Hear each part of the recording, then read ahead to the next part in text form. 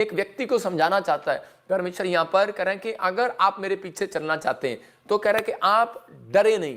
कह रहा दूसरा कह रहा है कि नेगेटिव थॉट्स आपके जीवन में अगर आ रहे हैं बार बार, तो कह रहा है कि आप उससे दूर करें।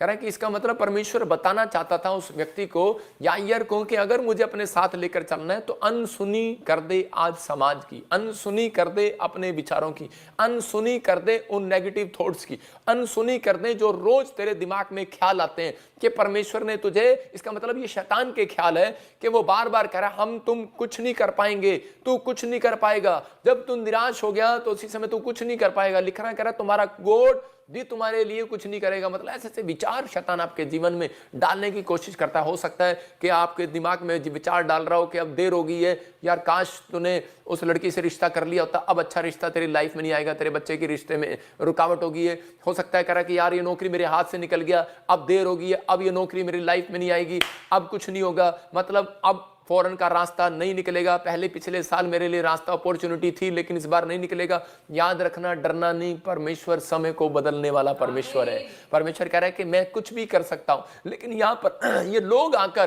कह रहा याईर को डरा रहे थे और उसी समय याईर उनकी सुन रहा था। पवित्र आत्मा ने उसी समय क्या कहा याईर को, कह रहा मत डर, लेकिन कह रहा विश्वास कर, और उसका कह रहा अनसुनी कर दे, इनकी अनसुनी कर दे। इसका मतलब कि यीशु मसीह बताना चाहता था उस व्यक्ति को, प्रभु ने कहा अनसुनी कर दो, काम कर, दो काम कर, मत डर, केवल विश्वास कर, तेरी लाइफ में खुदा की कोई बड़ी योजना है। परमेश्वर ने उसको कहा, कह रहा तेरी लाइफ में परमेश्वर की बहुत बड़ी योजना है। कह रहा लेकिन कब, जब तू अनसुनी करेगा, कह रहा इंसान की, कह रहा अनसुनी करेगा अपने विचारों की, कह रहा अनसुनी कर दे उन बातों को जो तुझे आगे बढ़ने से रोकते हैं। हो सकता है आपके रिश्तेदार हो, आपके दोस्त हो, आपके खिलाफ खड़े हो जाए आपके विचारों में कि तुझे क्या मिला यीशु के पास जाकर, और लोग उससे आकर कहने लगे रिश्तेदार, और उसकी बातों में उसका आकर कहने लगे, डराने लगे, बार बार नेगेटिव थॉट देने लगे, बोलते कह रहे कि इतना टाइम तूने वेस्ट किया मसीह में जाने के बाद, इससे अच्छा तो डॉक्टर को दिखा लेता तो शायद तेरी लड़की बच जाती, तूने तो इतना किलोमीटर का सफर तय किया, यीशु मसीह के पीछे चला गया, तेरी लड़की मर गई। और उसी समय उसको डराया और घबराया उसको, लेकिन उसने उनकी एक ना सुना, उसने अनसुनी कर दिया। हालेलुया। आज बहुत बार ऐसा ही होता है, हमारी लाइफ में भी कई बार ऐसी होता है। मैं आपको बता रहा हूं कि लेकिन परमेश्वर की योजना थी इसके जीवन से, कोई बहुत बड़ी योजना थी परमेश्वर की, और परमेश्वर ने कहा इसको कि तेरे जीवन से मेरी कोई बहुत बड़ी योजना है, तो आप डरना नहीं है। आज हो सकता है आपके जीवन से भी परमेश्वर की कोई बहुत बड़ी योजना है, लेकिन मैं फिर यिर्मयाह 29:11 कहूंगा कि मेरी योजना हानि की है, लाभ की नहीं है। परमेश्वर कह रहा हानि की नहीं, लाभ की है। अगर आप विश्वास कर रहे हैं तो पवित्र आत्मा आज रात कुछ करना चाहता है। मैं जब प्रभु में आया तो उसी समय के मेरे को उसी समय बहुत सारे लोगों ने डराया। जब मैं प्रभु में आया तो उसी समय मेरी मकान की छत गिर गया। मेरे बाप ने कहा बे ये क्या कर रहा है तू, कौन से प्रभु के पास जाने लगा, कौन से मंदिर में जाने लगा। और मैंने अनसुनी करके फिर चर्च जाना शुरू किया। उसके बाद मेरी दादी बीमार हो गई और उसी समय दादी को प्रॉब्लम हो गया, और मेरे बाप ने मुझे कहा, मेरे फैमिली के लोगों ने मुझे कहा, रिश्तेदारों ने कहा किस यीशु मसीह को पकड़ लिया तूने। मैंने अनसुनी कर दिया उनकी। फिर मेरी माँ बीमार होगी, मेरी माँ छत से गिर गई, प्रॉब्लम में चली गई, मेरा भाई बीमार हो गया, टीवी का प्रॉब्लम हो गया, एक साथ इतनी प्रॉब्लम्स आई। हमारे पास खाने के लिए भी पैसे नहीं थे। मेरा डैडी ड्राइवर की जॉब करता था उस समय में, और उसकी सारा पैसा उसको जो उस समय में तनख्वाह मिलती थी वो सब एक ही महीने में डॉक्टर पर लग गया, और हम परेशान हो गए। और इसी समय मेरे डैडी मुझे कहने लगा, कह रहा कि तू गलत जगह जा रहा है बेटे, तू गलत जगह जा रहा है। इसका मतलब परमेश्वर का क्रोध हमारे ऊपर आ रहा है।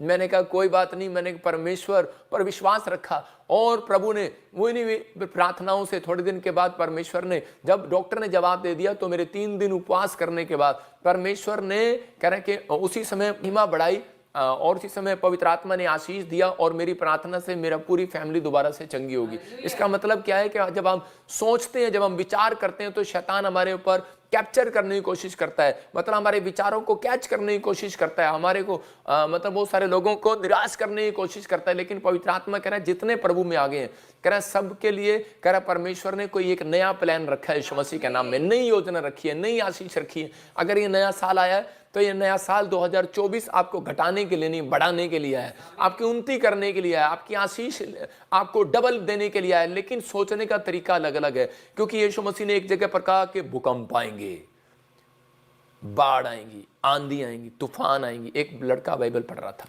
और बाइबल पढ़ते पढ़ते डर गया। उसने वो पेज पलट कर उसको वहीं बंद कर दिया उसने कहा मैं उस पेज को नहीं पढ़ूंगा दोबारा। और उसी समय उसके पास्टर ने कहा ये पेज क्यों बंद कर रखा तूने बाइबल के अंदर। एक बार उसने बाइबल मांग ली और उसने कहा करना ना, कहता ये तो पेज बड़ा खतरनाक है, कहता इसमें लिखा भूकंप आएंगे और कह रहा लड़ाइयाँ होंगी, तुम्हें कह रहा लोग पकड़वाएंगे और ये होगा फलाना होगा ढीमका होगा। और उसी समय जो प्रभु का भय मानते हैं, तो उसी समय उसने कहा ये पेज मैं नहीं पढ़ूंगा, आगे चलूंगा।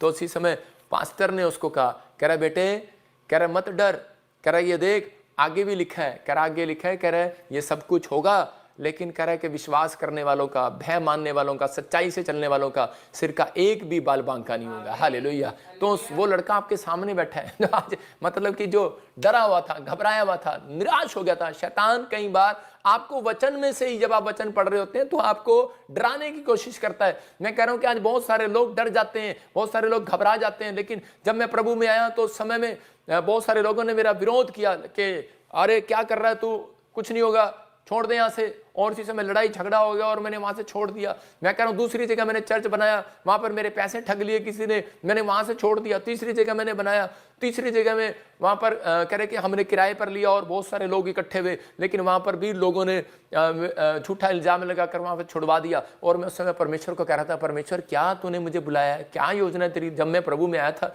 तूने मुझे कहा था कि मेरे तेरे जीवन से बहुत बड़ी योजना है, मैं तुझे बहुत बड़ा पास्टर बनाऊंगा, बहुत आत्मा द्वारा बचाऊंगा। मैं हो सकता था मेरे दिमाग में शैतान हमले करता, लेकिन मैंने उन विचारों पर जय पाई। मैंने उस समय में पवित्र आत्मा को कहा, परमेश्वर तेरी योजना बहुत बड़ी है मेरे जीवन से, एक दिन लाभ की आएगी यीशु मसीह के नाम में। आज हानि उठा रहा हूं, कल लाभ भी उठाऊंगा यीशु मसीह के नाम में। मैं कहता रहा और मैं आगे बढ़ता रहा। मैं आपको बता रहा हूं कि किसी ने, मेरे पास 2 किले जमीन आई, किसी ने दान किया, किसी मिलकर लिया, लेकिन किसी ने झूठ डालकर वापस उसको बहका दिया उस बहन को, और वो वापस ले लिया जमीन। मैं कह रहा हूं कि उसके बाद भी मेरे जीवन में परेशानी आई, लेकिन परमेश्वर ने मेरे जीवन में फिर से मिरेकल किया। मैं कह रहा हूं कि उसके बाद पवित्र आत्मा ने मुझे अपनी जमीन दिया, परमेश्वर का धन्यवाद हो, और बहुत बड़ा चर्च दिया। और अब मैं देखता हूं, तो आपने देखा होगा फिल्म एक्टर जब वहां पर आए, वो बोल रहे थे कि बैठने की जगह नहीं, इतने लोग हैं। तो मैं उस समय कह रहा हूं, फिर कह रहा हूं, कह रहा पास्टर बजिंदर, प्रॉफिट बजिंदर, कह रहा तेरे पास,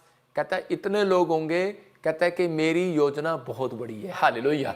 आप समझ रहे हैं कि नहीं। कह रहा है ये जगह थोड़ी पड़ जाएगी, ये जगह भी थोड़ी पड़ चुकी है। अब मैं उन लोगों के लिए बात कर रहा हूं कि अगर आज हो सकता है आप मसीह में होकर आप परिश्रम कर रहे हैं, आप चल रहे हैं, लेकिन शैतान आपको डराने की कोशिश करेगा, आप पर हमले करने की कोशिश करेगा, बार बार आपको कह रहा गिराने की कोशिश करेगा। लेकिन पवित्र आत्मा चाहता है, कह रहा है कि आज, कह रहा है कि जितने लोग ये फैसला ले रहे हैं कि परमेश्वर चाहे कुछ भी हो, लेकिन मैंने इस वचन को जान लिया कि तेरी योजना मेरे जीवन से बहुत बड़ी है। अगर आप मुंह से अंगीकार करना शुरू कर रहे हैं, और पवित्र आत्मा कह रहा है कि आज ही मैं उस योजना को पूरा करने के लिए जा रहा हूं यीशु मसीह के नाम में। ये साल आप योजना को पूरे होते देखेंगे यीशु मसीह के नाम में, अपनी लाइफ में मिरेकल को होते देखेंगे यीशु के नाम में। कह रहा है कई बार शैतान सबूत के साथ हमले करता है। देखो इसी के 35 में क्या 35 में मरकुस में कह रहा सबूत के साथ हमले कर रहा है। हो सकता है आपके पास सबूत के साथ कोई किताब लेकर आ रहा हो, रिपोर्ट लेकर आ रहा हो, देख तुझे पथरी हो गई, देख तुझे ट्यूमर हो गया, देख तुझे ये हो गया, डॉक्टर ने HIV बोल दिया, तू मर जाएगा। मैं कह रहा हूं कि अगर आपको प्रभु में बुलाया गया है,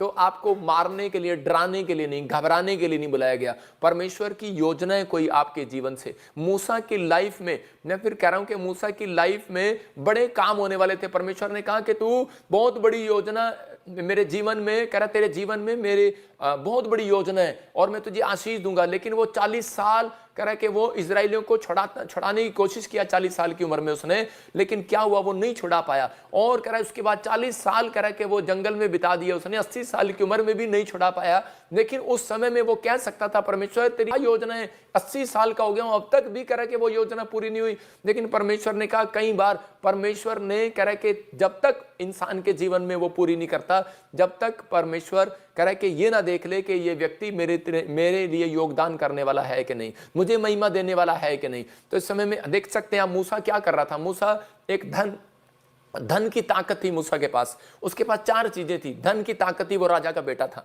राजकुमारी का बेटा बना हुआ था। और दूसरा कह रहा है कि राजनीति में कदम था उसका। और तीसरा कह रहा है कि ज्ञान की ताकत उसके पास थी। लेकिन चौथा उसके पास शरीर की ताकत थी, एक ही थप्पड़ में उसने मार दिया था फिरौन का एक बंदा उसने सैनिक मार दिया था। मैं कह रहा हूं कि मिस्री को मार दिया उसने एक ही थप्पड़ में, उसके अंदर ताकत थी, लेकिन परमेश्वर की योजना थी, कहता है कि मैं इसके जीवन से पूरा करूंगा।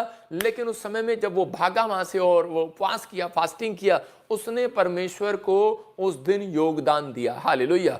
और उसने योगदान दिया, उसने कहा परमेश्वर अब मैं समझ गया, मेरा ज्ञान नहीं, मेरी ताकत नहीं। अगर परमेश्वर उस समय उसको छुड़ा देता तो हम ये गीत कैसे गाते, ना बल से ना शक्ति से, तेरी आत्मा के द्वारा ये पहाड़ टल जाएगा, ये पहाड़ टल जाएगा, ये समस्या टल जाएगी, ये बीमारी टल जाएगी। तो कैसे हो सकता था? मतलब कि वो धनवान था, राजनीति में कदम था, ज्ञानवान था, शरीर की ताकत थी उसके पास, लेकिन परमेश्वर ऐसे नहीं अपनी योजना को पूरी करता। अगर आज आपकी जिंदगियों में कह रहा कि वो कैसे आता परमेश्वर के पास, अगर आज आपकी जिंदगियों में कोई दुख ना होता, कोई प्रॉब्लम ना होती, तो परमेश्वर के पास आप नहीं आने वाले थे। परमेश्वर की योजना आपके मसीह में बुलाने के लिए पूरी नहीं होने वाली थी। इसलिए परमेश्वर ने कई बार आपकी जिंदगियों में होने दिया, लेकिन शैतान आपको सबूतों के द्वारा कई बार हमले करता है। मरकुस की किताब 5:35 में कह रहा है, यायर के सामने आकर कह रहा है, सबूत के साथ कह रहा है, मैं पकड़ कर आया हूं, रिपोर्ट लेकर आया हूं, कह रहा है कि तेरा बच्चा मर चुका है। और हो सकता है आज आप बीमार हो, आपको रिपोर्ट दिखा रहा हो, आपको परेशान कर रहा हो और आपके मजाक उड़ा रहा हो, आपकी जिंदगियों में कोई प्रॉब्लम डाल रहा हो, लेकिन उस समय में यीशु मसीह ने कहा उसको अनसुनी कर दे इन सब बातों की। अगर आज आप विश्वास करते हैं, परमेश्वर की योजना को पूरा होते देखना चाहते हैं, तो अनसुनी कर दो कि ये अच्छा है या गलत है। कह रहा है कि परमेश्वर चाहता है कि आपको विश्वास करना है।